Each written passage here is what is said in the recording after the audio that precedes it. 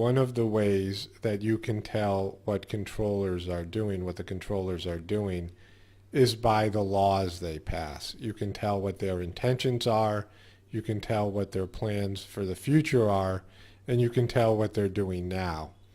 Now, in 2013, this was something that they tried to enact in 2012, and it's called the Smith-Mundt Modernization Act of 2012. Here is the original law. Now I'm going to tell you why this is important in terms of all these crisis-acted events in a second.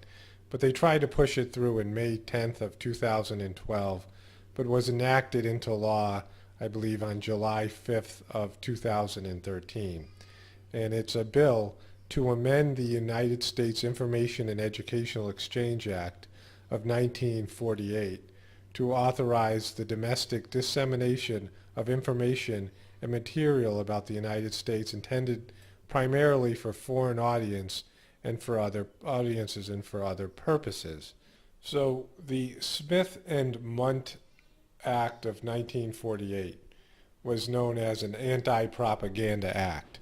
So they are basically amending, well, they're not basically, they are amending an Anti-Propaganda Act. Now, this was covered by the alternative media and to some extent the national media and the international media.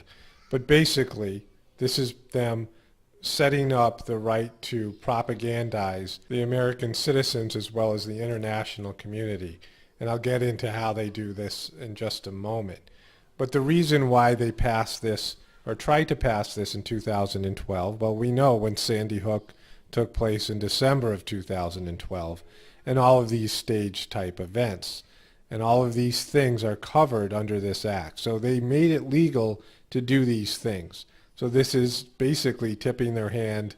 We can see what they were intending to do because they have passed this law, and now they're using this law to do those things.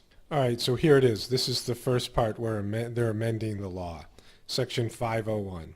The Secretary and the Broadcasting Board of Governors are authorized to use funds appropriated or otherwise made available for public diplomacy information programs to provide for the preparation, dissemination, and use of information intended for foreign audiences abroad about the United States, its people, and its policies through press, publications, radio, motion pictures, the internet, and other information media, including social media, and through information centers, instructors, and other direct or indirect means of communication. So here it is. They are able to make movies. They are able to make shows. They are able to produce news. Any number of these things would include Sandy Hook. It would include the Roanoke shooting. It would include the Oregon shooting. All of these things could be construed as media preparation. You could say, well, it's a movie. We're just making a mockumentary. It's a fake documentary. We're making a movie. This is a movie. This is a TV show. This is a television show we're making. It's a series. And we're using the news to make it dramatic. So they have legalized all of these types of things. And it says here it's for dissemination for foreign audiences. But that's simply not the case, because later on in this bill, in this law, it says this. The rule of construction. Nothing in this section shall be construed to prohibit the Department or State or the Broadcasting Board of Governors from engaging in any medium or form of communication, either directly or indirectly, because a United States domestic audience is or may thereby be exposed to program material or based on a presumption of such exposure. Such material may be made available within the United States and disseminated when appropriate pursuant to sections 502 and 1005 from the original act that they're amending here.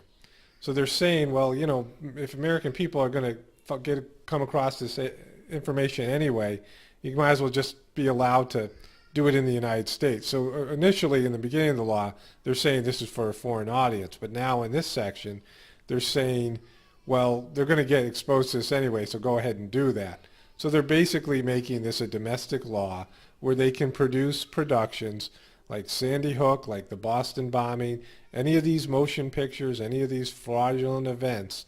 And it says here, when appropriate, pursuant to sections 502 or 1005. So let's take a look at that.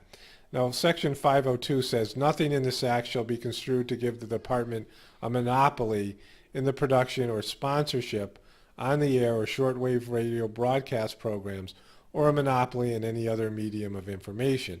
So they're saying they can't form a United States press, like they would own all the networks, that CBS, NBC, and all these types of networks would still be in private ownership. So they're trying to make it that the United States government doesn't have a monopoly, and that's better for the government. It's better for these propagandizing pieces that they're producing, because privately owned businesses producing these makes it a lot more believable than state-run media. You see this. So when they're talking about China or Russia having state-run media, they say, well, that's just coming from the government. But now they're able to produce these things. So that's not a problem having that section be honored, because that section actually helps. And this part also talks about this. This is section 1005. In carrying out the provisions of this act, it shall be the duty of the Secretary to utilize to the maximum extent practicable the services and facilities of private agencies, including existing American press, publishing, radio, motion pictures, and other agencies. So this was originally constructed, this part of this original law, to say the government can't have its own media. And so you have to give your information for dissemination to private media agencies. And if you give them this media, then they can report it with their perspective. So it takes it away from the government. This was an anti-propaganda act. So now they're saying, well, these two provisions have to be honored, but they've made it legal to produce propagandized acts, and now we have basically a fascist government where the corporations and the government are all together, the media and the government are all together, and they're one unit. So all of these provisions now in the original act are going to help them propagandize the American people. So what they're basically saying here is, now you have the right to produce whatever kind of media you want, and it can be truth, it could be fictional, it could be anything, to propagandize the American people and people abroad, and you can turn it over to the private networks and they can run it, and it's all legal. So this makes Sandy Hook, this makes all these types of things legally produced Hollywood productions that the American people think are real and the people in the world think are real. So think about this.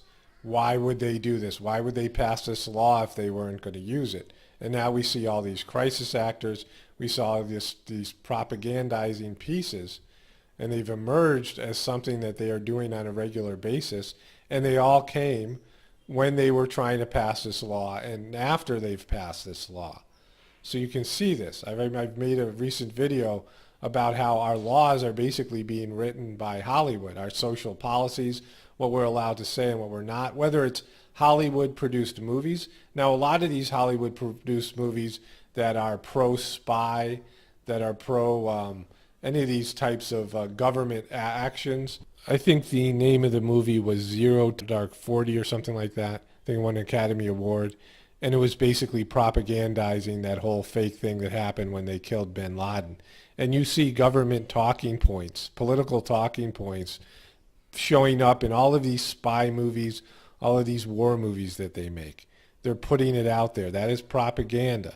So there's propaganda within our films, and there's propaganda in make-believe life, and then in reality TV programs, and then these fake news stories, these fake these real-looking events to most people that have been faked and have been staged and been crisis acted, and these are all legal. So then you have to ask yourself, if you're a person that thinks, well, these things can't be real, because why would the government do it? Well, why would they make it legal to do it if they weren't going to do it? Why would they repeal an act, an ancient act from over 60 years ago that was put in place as an anti-communist act and an anti-government act, and now they're repealing this so many years later, and they're pushing all these bizarre agendas through the media and through movies and television programs and all these types of things.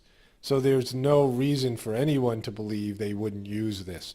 Why would they go through the trouble of passing a law that they weren't going to use?